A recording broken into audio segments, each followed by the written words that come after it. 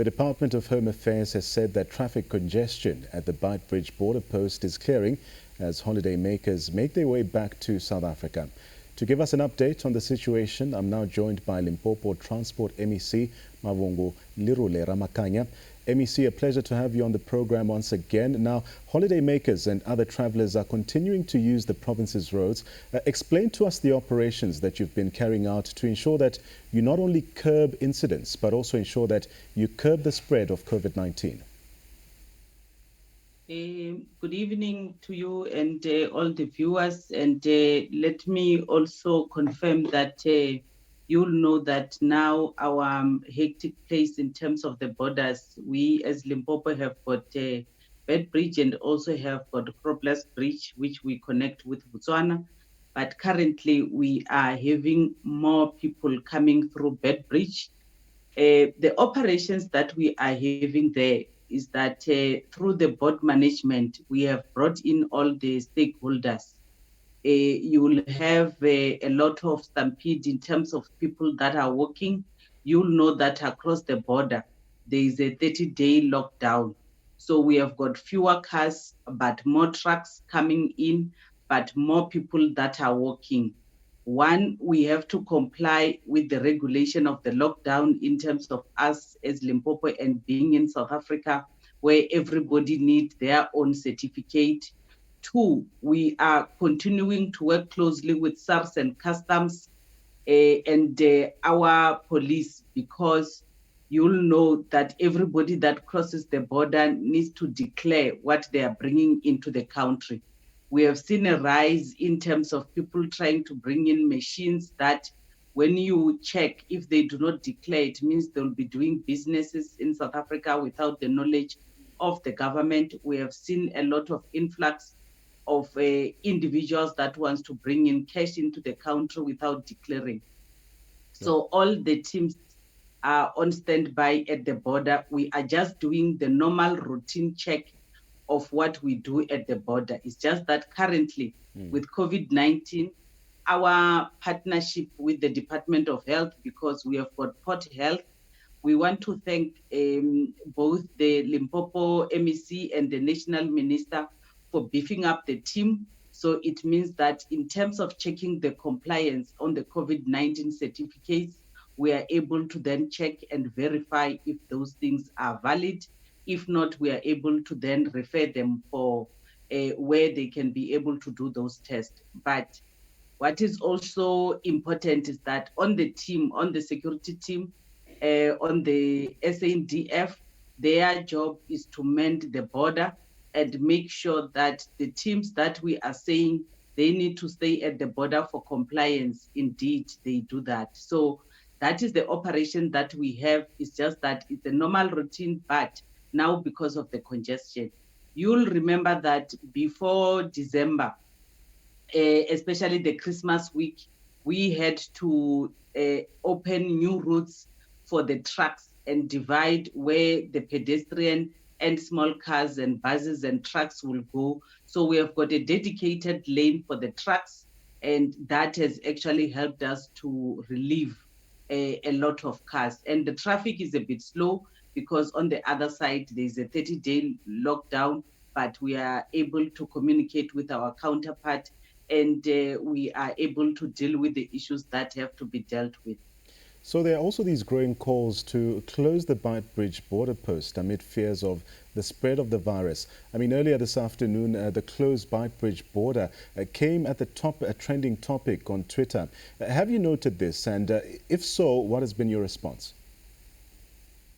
We have noted what goes on, especially on social media. But remember, as a government, we have got standing rules that governs us.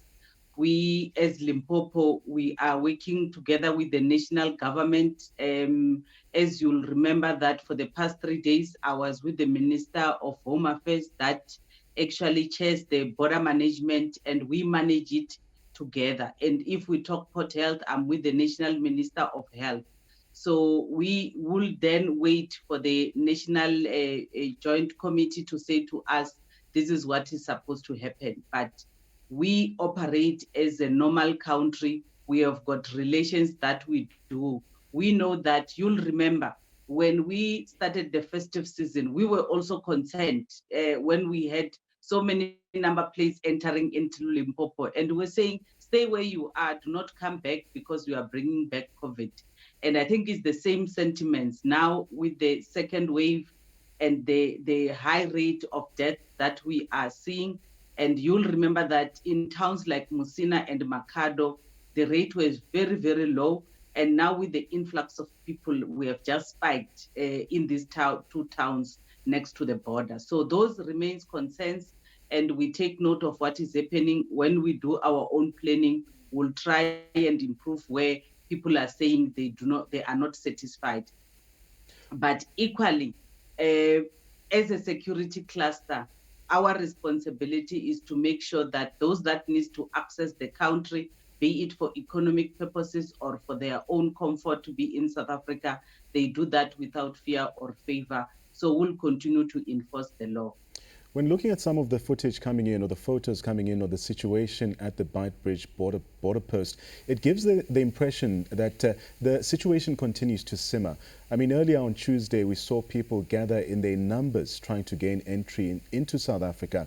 And there are also fears that with this, they might also bring the COVID-19 virus, or spread the COVID-19 virus across.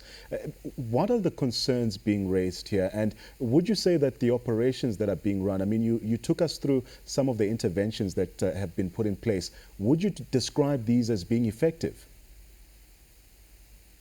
Yes, you'll remember your news team in the beginning of end of November, beginning of December, the news team, when we were at the border preparing for the festive season, when we encounter people that were crossing the border, they will not even have a single mask, because in the countries where they are, there is no enforcement of a mask.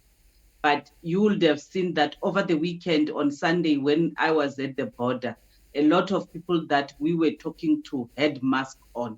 So it means that the communication and the awareness that we have started, because that is where we start. We have also improved in terms of the sanitization, not only for those that are coming in, but also for our own officials, because the ones that are in contact with the people that are trying to come in also needs to be protected. But what is also what the people that are tweeting and all of us should be aware of is that on the interviews that we do when we have arrested the people that are trying to come in illegally, all of them will show you that they are coming in and out of South Africa for economic purposes. So we are then able to then separate those that have papers and those that do not have papers. It is not everybody that wants to cross the border that does not have a passport. You would have seen when we were with the news team on Sunday that we have got a good sizable number of people that have got authentic passports that have been stamped and they have declared. The other measures that we are putting, you'll remember we spoke about the issue of the boats, the issues of the helicopters, and people were saying, is it necessary currently to deal with that? Our responsibility is to make sure that we understand the trend of what is happening in the border. The boats are just there because the river now is full, and we have seen some illegal activities of people that are trying to transport illegal people through the boats. So if we have got our security cluster also patrolling through the river, it will reduce the numbers. We will not be able to come here and say we can deal with the numbers wholeheartedly. You and me, we have been there at the border. We have seen what happens, but the security cluster will continue to monitor the other illegal operations. We want the police to do a stop and search instead of a roadblock. Right. Because when the police do a stop and search, it means they're able to cover a lot of radius and kilometers on the N1 and other roads that leads to the border. We have been to the farms that are next to the spots where we know illegal activities happen. And when we do deployments around those places, especially now, we reduce on the numbers. So it means that on somebody who's panicking to say, we know that 200 people crosses, now we have reduced the number to 50, and it means that we'll make sure that we keep on reducing the numbers. And the lockdown should be able to help us. The 30-day lockdown in our counterpart country should be able to assist us to reduce the numbers. Now, MEC, we are running out of time, but before I let you go, I want us to expand a bit about this aspect of these illegal crossings. I mean, in recent days, law enforcement officials have had their hands full trying to deal with the scores of illegal crossings through fences, through the rivers, and other illicit means. Just quickly take us through what you have noted in this regard. Indeed, you will see, you have seen through the news team that was there with us that there are always new tricks in the book.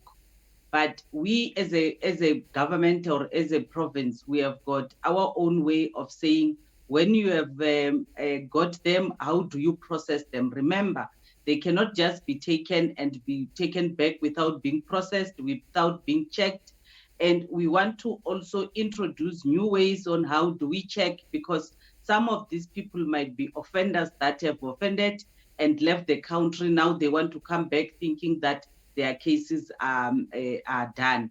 So we are confident because when we have got the SANDF mending the border, and we have got the police and the traffic and the National Traffic Police doing the stop and searches, we are able to discover most of the illegal items and goods, be it cigarettes, money, and other items that they are bringing in the country. And for us, that is a plus. So we are confident that if we continue to enforce, we noticed and acknowledge that people will say, these are Africans, just let them in. But we are also running an economy that needs to be protected, and also the other countries need to benefit from us. So basically, the security cluster will continue, and we are satisfied about the plans. They need improvement where people are commenting, and we'll keep on doing that.